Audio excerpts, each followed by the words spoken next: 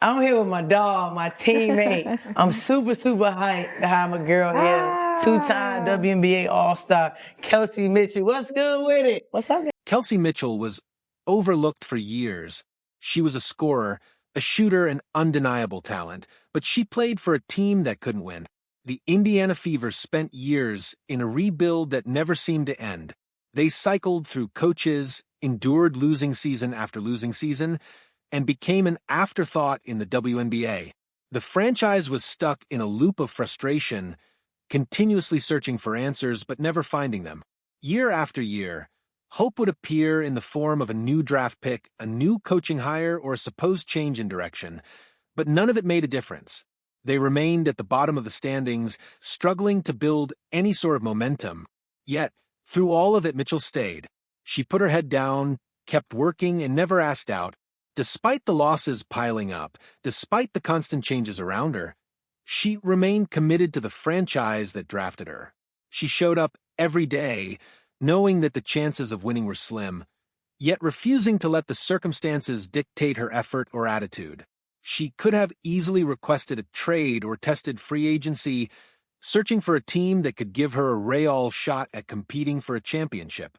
But instead, she chose to stay in Indiana, continuing to believe that one day... Tell them a little bit about yourself. Oh, me, I'm a Midwestern girl, born and raised in Cincinnati, Ohio. 5'3" kid. It's kind of tough to come out of where I'm. things would turn around. Now, after 7 long years of struggle, something is finally changing. The Indiana Fever are no longer the league's forgotten team. They have the attention of the entire basketball world.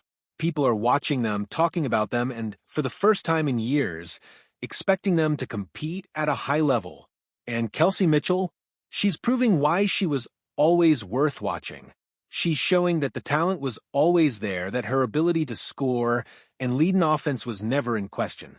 It was just buried under years of losing seasons, overshadowed by a team that couldn't put the right pieces around her. Now, with the right system, the right teammates, and the right energy around her, she's getting the recognition she deserved all along. Back in 2018, Kelsey Mitchell entered the WNBA as a highly decorated prospect. She was a scoring machine at Ohio State, finishing as the second all-time leading scorer in NCAA history behind only Kelsey Plum. She had proven that she could dominate at the collegiate level, consistently putting up huge numbers against the best competition in the country. Her quick release, deep shooting range, and explosive first step made her nearly impossible to guard.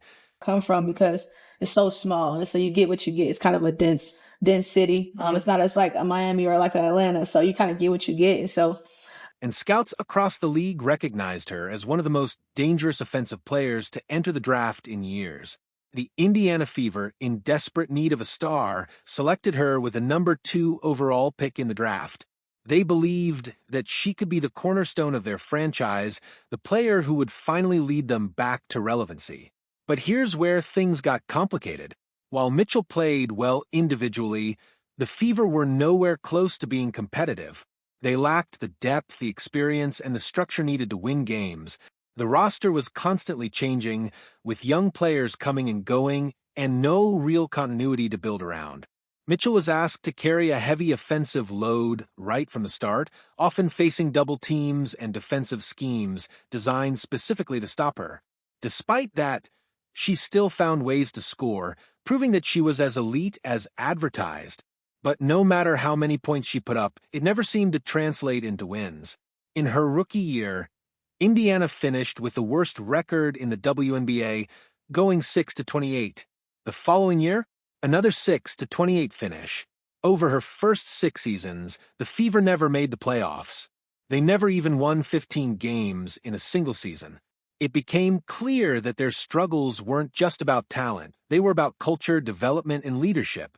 The team couldn't seem to find a clear direction, constantly switching strategies and making changes that never seemed to stick. At a certain point, it became a cycle. The Fever were bad. They drafted high, hoping to find a franchise-changing player. And yet, year after year, nothing changed. The new additions weren't enough to shift the team's fortunes, and Mitchell continued to shoulder the burden of leading a team that wasn't ready to compete. Each season started with cautious optimism and ended in disappointment as the losses continued to pile up. For Mitchell, this had to be frustrating. She wasn't just a decent player on a bad team, she was really good. Over her first 6 seasons, she averaged at least 12 points per game every year and consistently shot over 38% from 3. By 2022, she had become a top-tier scorer, putting up 18.4 points per game on impressive efficiency. Yet, despite her numbers, she was often overlooked in discussions about the league's best players. She wasn't getting the national attention that other elite scorers were receiving, simply because her team wasn't winning. But nobody noticed. The WNBA is a league where success matters. Star players on losing teams rarely get the credit they deserve, and Mitchell was no exception. She didn't get the All-Star nods, she wasn't in MVP conversations, and as the years went on, some started to wonder, would she ever get out of Indiana? Would she ever get a real chance to play for something meaningful? Or was she destined to be just another great player whose career was wasted on a team that couldn't build around her? In today's era of basketball, it's easy for players to leave bad situations.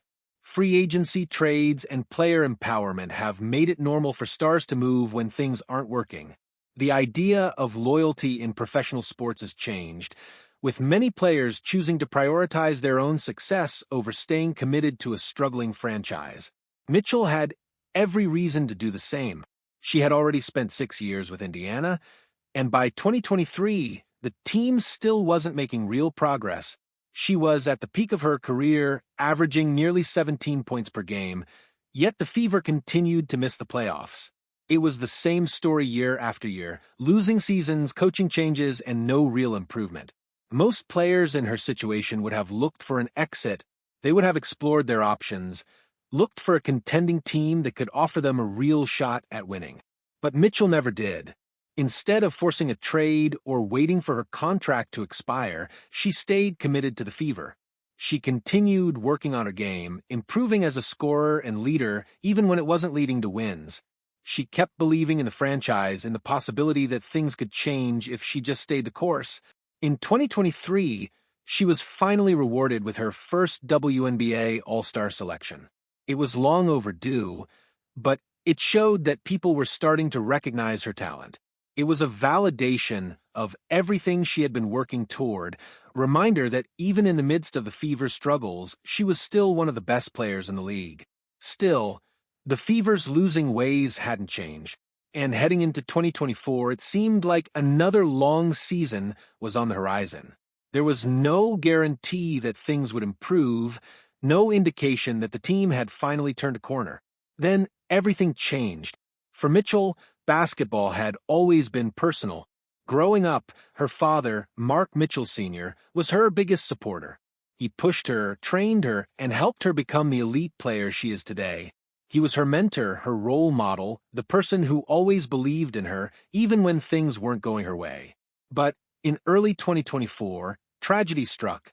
Mitchell's father passed away. The loss shook her to the core. It was the kind of heartbreak that changes everything, that makes you question everything you thought mattered. For the first time in her life, basketball didn't feel like an escape. It felt meaningless. She struggled with grief, questioning whether she even wanted to keep playing. The game that had always been her passion suddenly felt empty without her father's presence. In an interview, Mitchell admitted that she considered stepping away from the game entirely. The pain was too much. The thought of continuing to play without her father watching her, without his guidance and support, was overwhelming. She felt lost, unsure of how to move forward.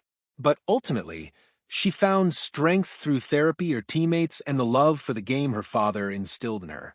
Instead of letting the pain consume her, she used it as fuel. She dedicated the season to her father, playing with a renewed sense of purpose, determined to honor his memory in the best way she knew how, by giving everything she had to the game they both loved. The result? Her best season yet.